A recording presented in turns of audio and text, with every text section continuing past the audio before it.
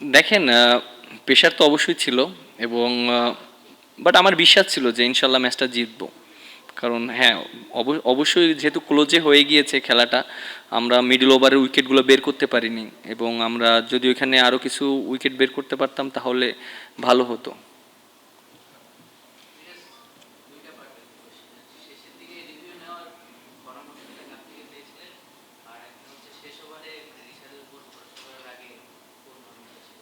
রিভিউটা আমরা ডিসকাস করে নিয়েছিলাম। লিটন ছিল, শান্ত ছিল, ওরা দুজন বলছিল যে যে রিভিউটা রিভিউ আছে, আমরা রিভিউ নিয়ে নিই। কারণ আমরা তো জানি যে যে আমাদের দুইটা রিভিউ আছে এবং আমরা তো ওটা আমাদের জন্য একটা প্ল্যানিং ছিল আমাদের।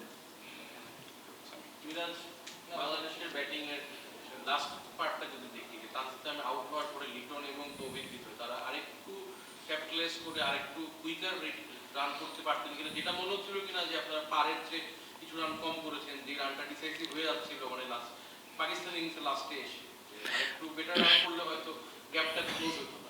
দেখেন, সবাই চেষ্টা করেছে কিন্তু উইকেটটা ওইরকম পারমিট করেনি এবং অবভিয়াসলি ওরা খুব ভালো বোলিং করেছে এবং বলটা দেখেন 34 ওভারের পর থেকে বলটা যখন একটু ওল্ড হয়ে গিয়েছে তখন রিভার্স করা শুরু হয়েছিল। ওখানে কিন্তু বাউন্ডারি মারাটা একটু ডিফিকাল্ট ছিল। হয়তো ওরা যদি আর একটু বেশি অ্যাটাকিং মুডে খেলতো হয়তো আমরা ওই রানটাও রিস্ক নাও করতে পারতাম, কারণ উইকেট পড়ে গেলে আমাদের জন্য অনেক প্রেশার ছিল। সো ওইভাবে আমাদের একটা টার্গেট ছিল যে আমরা যদি 80 বা 90 রান করতে পারি তাহলে আমাদের জন্য ভালো হবে। সো প্রথম দিকে তো দেখলেন যে আমরা কিভাবে উইকেট নিয়েছি, বাট একটা ব্যাটসম্যান ওরা খুব ভালো ব্যাটিং করেছে।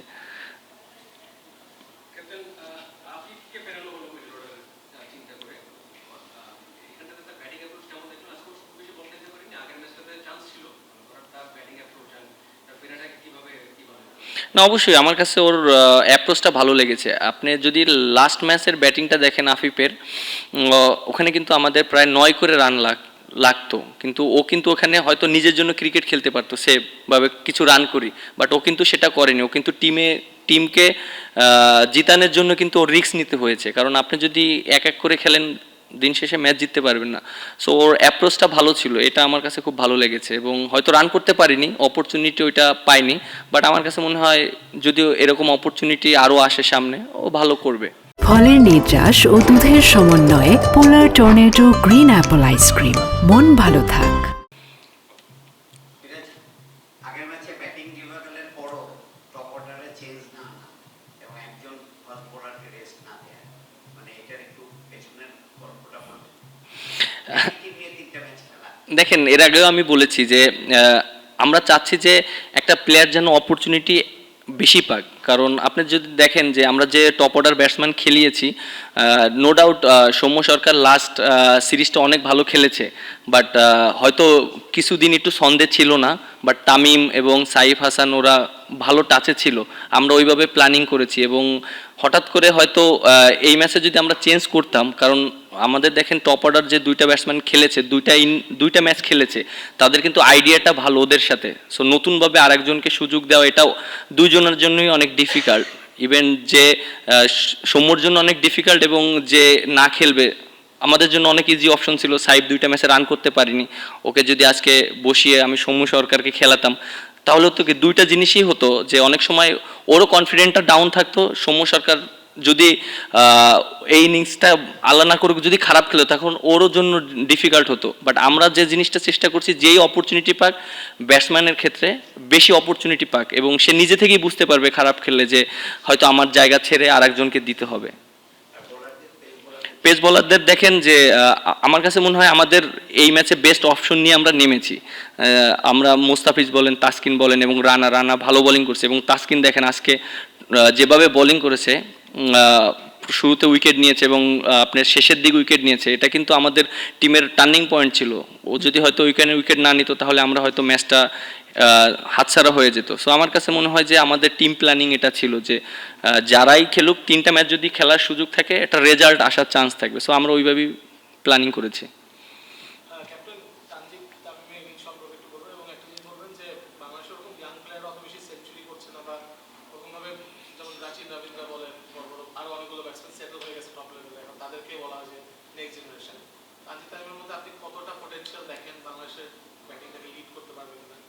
হান্ড্রেড এবং আরেকটা প্রশ্ন হচ্ছে ঠিক অপোজিট হচ্ছে তাসকিন, মানে বয়সের দিক থেকে একটু ডিফারেন্ট, কিন্তু যেভাবে টিমকে লিড করে পেসারটাকে লিড করে, সরি, ওইটা আপনার দেখতে কেমন? দেখেন তানজিম তামিম কিন্তু অনেক ট্যালেন্টেড প্লেয়ার এবং আমার কাছে মনে হয় যে ও যেভাবে ক্রিকেট খেলে ওর ম্যাক্সিমাম দিনই রান করা উচিত, আমি যেটা মনে করি। এবং ও যদি রান করে টিমের জন্য অনেক হেল্প হবে। এবং দেখেন যে ও যেভাবে ব্যাটিং করেছে, সো আমার কাছে মনে হয় যে অবশ্যই ওর বিষয় নিয়ে কাজ করা হচ্ছে। এবং দেখেন লাস্ট সিরিজে কিন্তু ও খেলেনি, বাট আপনি দেখেন, যদি দেখেন বিপিএল এর থেকে শুরু করে আপনার আপনার আমাদের যে টুর্নামেন্টটা হলো ওখানেও অনেক টপ পারফর্ম করেছে, আবার প্র্যাকটিস ম্যাচে ওখানে সেঞ্চুরি করেছে, মানে ও অনেক ছন্দে আছে এবং অনেক কনফিডেন্ট আছে। সো লাস্ট দুইটা ইনিংস আপনি যদি দেখেন, আজকের ইনিংস আর লাস্ট ম্যাচের ইনিংস, যেটা ফার্স্ট ম্যাচে আমরা উইন হয়েছি, সো আমার কাছে মনে হয় একটা ব্যাটসম্যান ক্লিয়ার মাইন্ড থাকাটা খুব ইম্পর্টেন্ট, যেটা ওর ভিতরে আছে। হ্যাঁ, তাসকিন দেখেন অনেক এক্সপিরিয়েন্স বলার। আমার কাছে মনে হয় যে এই টিমে সবচেয়ে বাংলাদেশ টিমে যদি ডেবু হয়ে থেকে তাসকিন এবং সৌম্য সরকার আছে। আমার কাছে মনে হয় ও যে এক্সপিরিয়েন্স প্লেয়ার সেটাকে কাজে লাগাচ্ছে এবং আমার কাছে মনে হয় এবং ও অনেক হার্ডওয়ার্ক করে। এবং আপনি যেটা বললেন যে এক্সপিরিয়েন্সটা অনেক মূল্যায়ন করতে হবে এবং তার কিন্তু আজকে দেখেন যেভাবে বোলিং করেছে এটা কিন্তু কাজে লেগেছে, কারণ প্রেশার সিচুয়েশনে কীভাবে হ্যান্ডেল করতে হবে এটা কিন্তু এক্সপিরিয়েন্স হলে কিন্তু জিনিসটা হবে। দেখেন মোস্তাফিজ কিন্তু প্যানিক করেনি, দুইটা ছয় খাওয়ার পরে কিন্তু সে কিন্তু ভালো বোলিং করেছে। তাসকিন ওই সিচুয়েশনে কী বল করতে হবে ও নিজেকে ওইভাবে বুস্ট আপ করেছে। সো আমার কাছে মনে হয় এক্সপিরিয়েন্সের অনেক মূল্য আছে।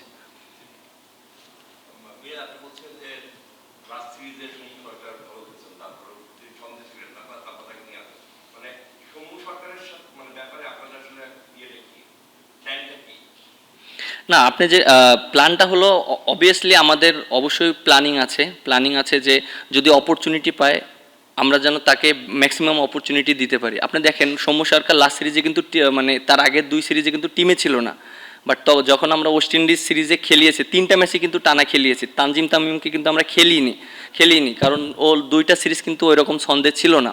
সো একটা ব্যাটসম্যানের জন্য অনেক ডিফিকাল্ট যদি ছন্দে না থাকে, তখন ইনডিসিশনে ভুগে, কারণ একটা ডিসিশন মাঠে কিন্তু ব্যাটসম্যানদের ডিসিশন নিতে হয়, আর ব্যাটসম্যানের জন্য অনেক ডিফিকাল্ট। আপনি যদি দুইটা অপরচুনিটি দিয়ে একটা ব্যাটসম্যানকে রেট করতে পারবেন না।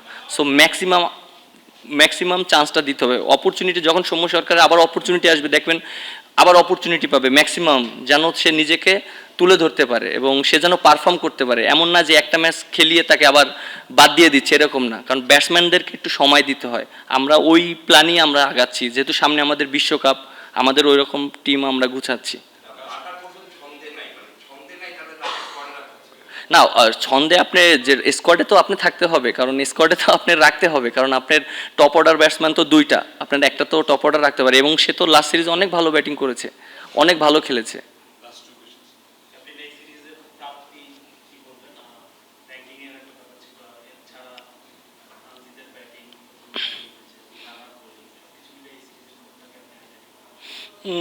না, ওভারঅল সবাই অনেক টিম ওয়াইজ খেলেছে। আমার কাছে মনে হয় নাহিদ রানা খুবই ভালো বোলিং করেছে, কারণ ও দেখেন লাস্ট সিরিজে কিন্তু টিমে ছিল না, এভাবে টিমে এসে আবার কামব্যাক করেছে, ভালো করেছে এবং ফার্স্ট ম্যাচে 5 উইকেট পেয়েছে।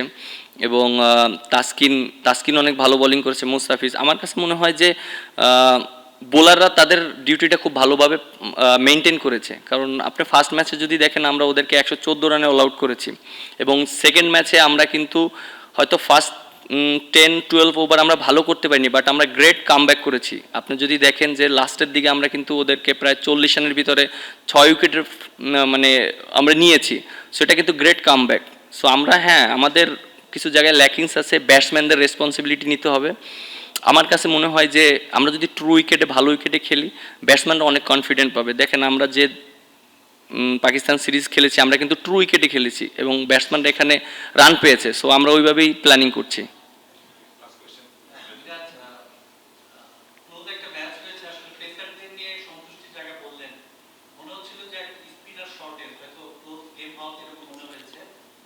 সামনে তো 27 ওয়ার্ল্ড কাপ, হয়তো আপনি নেতৃত্ব দিবেন ওয়ার্ল্ড কাপে, এই স্পিন অ্যাটাকটা আরো বেশি কার্যকর করতে আপনি ফিল করেন কিনা সাকিব আল হাসানকে প্রয়োজন? আর যদি মনে হয় যে আসলে টিম ম্যানেজমেন্ট বা ক্রিকেট বোর্ড খেলাতে চায়, তাহলে একটু আগে ভাগে ডিসিশন নেওয়াটা দরকার কিনা? দেশের হয়ে আপনাদের সঙ্গে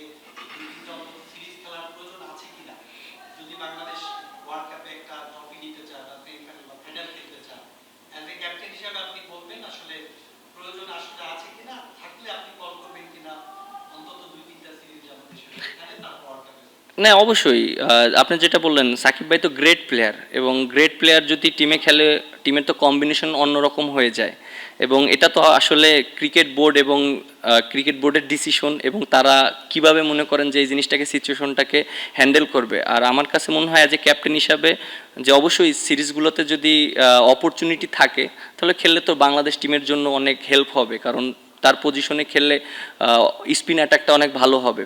এবং আপনি যেটা বলেন ট্রু উইকেটে স্পিনারদের জন্য কিন্তু চ্যালেঞ্জটা অনেক বেশি। আর ট্রু উইকেটে অনেক সময় উইকেট বের করতে হলে আপনার ভালো জায়গায় অনেক মেনটেন করে বল করতে হয়, রান কন্টেন করে। সো আপনি যদি রান দিয়ে দেন তখন কিন্তু অনেক ডিফিকাল্ট হয়ে যায়। সো আমার কাছে মনে হয় যে এই জিনিসটা আমাদের আরও শিখতে হবে। এক্সপিরিয়েন্স রিশাদ, ওর অনেক খেলতে খেলতে অনেক এক্সপিরিয়েন্স হবে আরও যারা আছে। সো আমার কাছে মনে হয় এক্সপিরিয়েন্সটা খুব ইম্পর্টেন্ট যদি খেলতে পারে। ক্যাপ্টেন, আপনি বারবার বলছিলেন যে আপনি মানে একটা টিমই খেলাতে চান, মানে ব্যাটিং এ অনেকটা অপরচুনিটি দিতে চান। এটা তো একাদশের ক্ষেত্রে বলছিলেন। সিরিজ ওয়াইজ আপনাদের সামনে যেহেতু অনেকগুলো ম্যাচ আছে, আপনি কি এখন ওয়ানডে ফরম্যাটে যে ব্যাটিং অর্ডারটা আছে বা আপনাদের যে স্কোয়াডটা আছে ব্যাটিং, এটা নিয়ে সন্তুষ্ট নাকি নতুন কিছু ট্রাই করবেন আগামী কয়েকটা সিরিজে, যে মিডল অর্ডারে বা অন্য কোথাও? দেখেন আমাদের কিন্তু ফার্স্টে কিন্তু আমাদের লক্ষ্য রাখতে হবে, আমাদের কিন্তু পয়েন্ট খুবই ইম্পর্টেন্ট। প্রত্যেকটা পয়েন্ট আমাদের জন্য অনেক অনেক ইম্পর্টেন্ট। আমাদের মাথায় রাখতে হবে যে 27 ওয়ার্ল্ড কাপের আগে আমাদের কোয়ালিফাই করতে হবে। এর জন্য কিন্তু প্রত্যেকটা সিরিজ প্রত্যেকটা ম্যাচ আমাদের জন্য অনেক ইম্পর্টেন্ট। আমরা ওইভাবেই চিন্তা করব যে আমাদের কিভাবে আমরা সিরিজ জিততে পারি, ম্যাচ জিততে পারি।